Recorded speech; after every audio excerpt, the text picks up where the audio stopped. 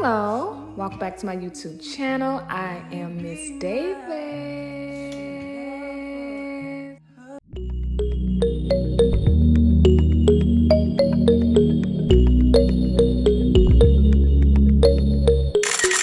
So this vlog is dedicated to Sarah Jakes Roberts. I was actually listening to her before I shot this video, so I'm going to actually play the audio of the sermon I was watching. Enjoy. And verse 9 continues in my text. And Obadiah says to Elijah, "How have I sinned that you are delivering your servant into the hand of Ahab to kill me? How have I sinned that you would choose me, that you would make me stand out, that you would cause me to disrupt the norm? How have I sinned that you would not allow me to fit in with everyone else, that I can't find any friends, that I can't find a path? How have I sinned?" Obadiah saw Elijah choosing him as punishment, not as positioning.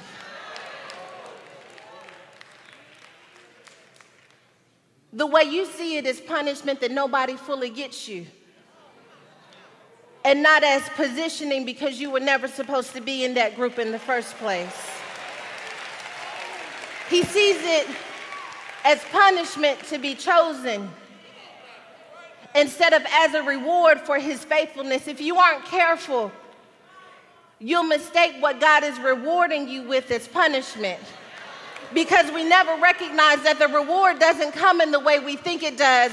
When the reward comes, it tells us who our friends really are. When the reward comes, it shows us what was really down on the inside of us.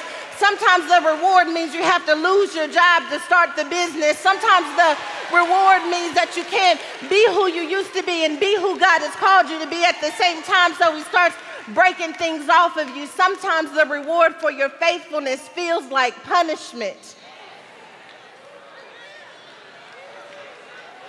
It feels like punishment. How have I sinned that I don't have anybody who really gets me? What's wrong with me? Why me?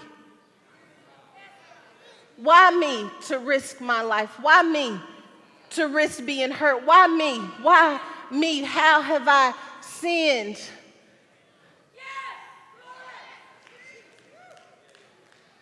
That I couldn't find a circle.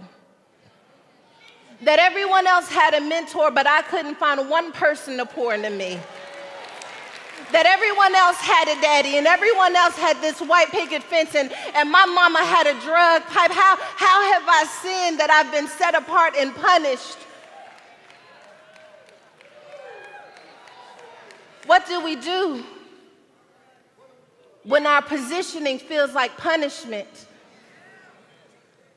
When us being separated and isolated feels like we've done something wrong? How have I sinned? He was going to have to be willing to see that what I'm calling you to do is not going to kill you, but it is going to change you. And in the process of changing you, I may have to hurt you a little bit, but I'm not going to hurt you any more than I'm going to bless you. So though I'm slaying you, I need you to trust in me, because I got a plan in all of this. And the first plan means you had to confront your fears, and you had to confront the fact that you wanted to fit in but couldn't fit in. But I strategically placed you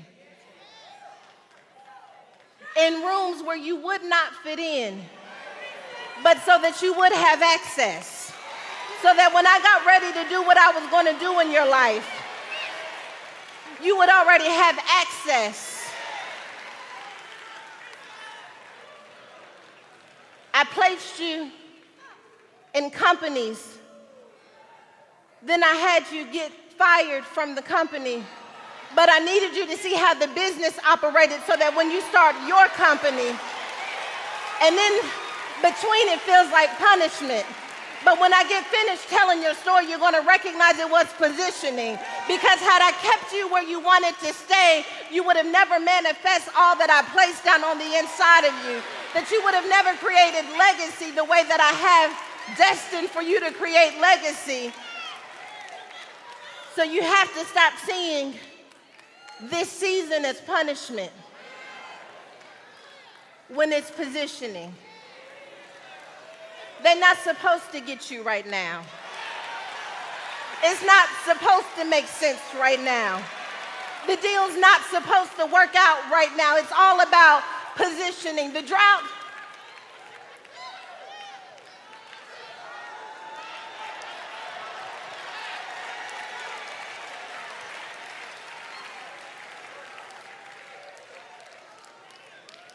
I use the drought to create the thirst so that I could get you alone, so I could show you who you really are. So all this time you've been resenting the drought, but I use the drought to humble you. Because if I would have gave it to you when you asked for it, you wouldn't have valued it the way you're going to value it after this drought.